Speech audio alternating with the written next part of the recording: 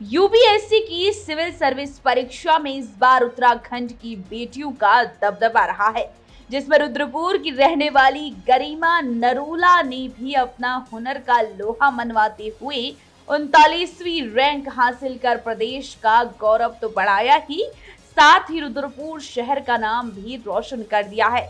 गरिमा ने सबसे ज्यादा 39वीं रैंक पहली ही बार में हासिल कर अपनी योग्यता की मिसाल कायम की है। 2017 में गरिमा ने बोर्ड परीक्षा में भी टॉप किया था। बचपन से ही पढ़ाई के प्रति गरिमा की रुचि काफी रही है और परिजनों से सहयोग इस कदर मिला कि गरिमा अपने सपनों को पंख देने लगी और आज इस मुकाम को हासिल कर लिया।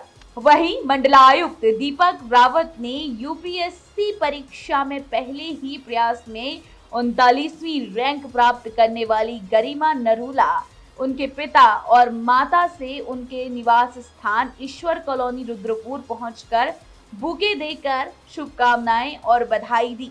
और इस दौरान मंडलायुक्त ने गरिमा के नोट्स भी चेक किए। देखिए। But very elaborate notes, no?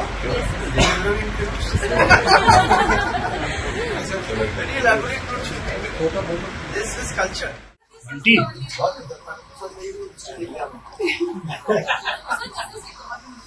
मुझे लगता नहीं है 5 घंटे पढ़ते नहीं 5 नहीं अराउंड सर 5 मिनिमम होगा 6 ये इकोनॉमिक है आपका वेरी एक्सपेंसिव टीडीएस पे आ गया राशन जो है 35 किलो पर बहुत अच्छे हैं नोट्स वेरी गुड। और कितनी बार आपने रिवीजन कर डाला है इनका? सर यही रिवीजन किया है जितनी बार मैक्सिमम कर सकते हैं 5-6 बार तो very good. So you basically make small notes and then you supplemented them with whatever material you got। और ऐसी कोई जो किताबें आपने रिलीज नहीं पढ़ी मतलब नोट्स तो क्या कोई कुछ किताबें जो बहुत ध्यान से कुछ कोर बुक्स होती है जो आपको पढ़ना ही पड़ता है लक्ष्मीकांत द रेड क्वालिटी उसको अच्छे से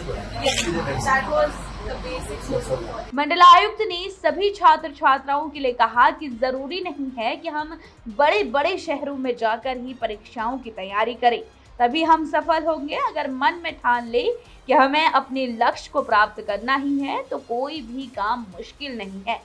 बता दें, रावत ने गरिमा नरूला व उनके माता पिता से भी बातचीत की। आयुक्त ने गरिमा के घर पर पढ़ने और उनकी इस सफलता को पाने के संघर्ष को युवाओं के लिए प्रेरणा का स्रोत बताया है। तो मंडला आयुक्त दीपक रावत और यूपीएससी टॉपर गरिमा नरूला ने क्या कुछ कहा, सुनिए। नेशन वाइड भी आप देखेंगे तो गर्ल्स का परफॉर्मेंस बहुत ही अच्छा है और उत्तराखंड स्टेट में बहुत ही उम्दा परफॉर्मेंस है।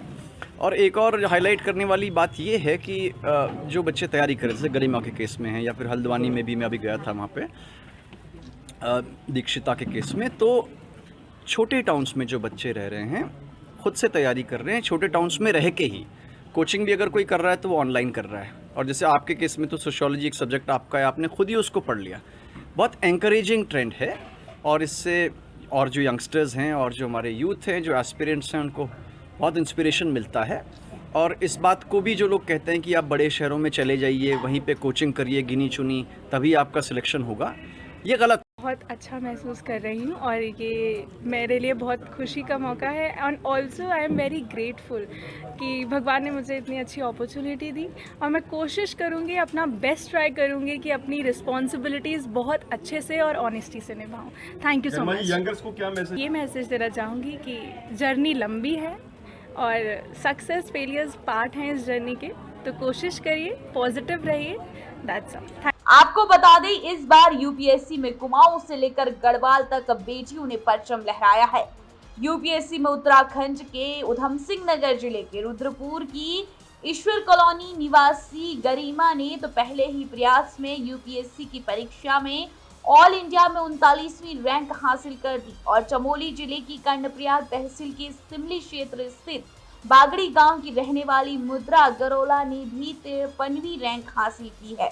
इसके अलावा हल्द्वानी की पीली कोठी निवासी दीक्षिता जोशी ने भी यूपीएससी परीक्षा में ऑल इंडिया 58वीं रैंक हासिल की, जबकि बागेश्वर के गरुड़ के खडेरिया निवासी कल्पना पांडे ने 102 रैंक हासिल की है। और इसके अलावा नैनीताल जिले के मटेला गांव और वर्तमान में कुमांचल कॉलोनी काशीपुर निवासी देवव्रत जोशी ने भी परचम लहराया है। इसी तरह उत्तराखंड में कई और बच्चों ने भी यूपीएससी की परीक्षा पास कर अपने मुकाम को हासिल किया है।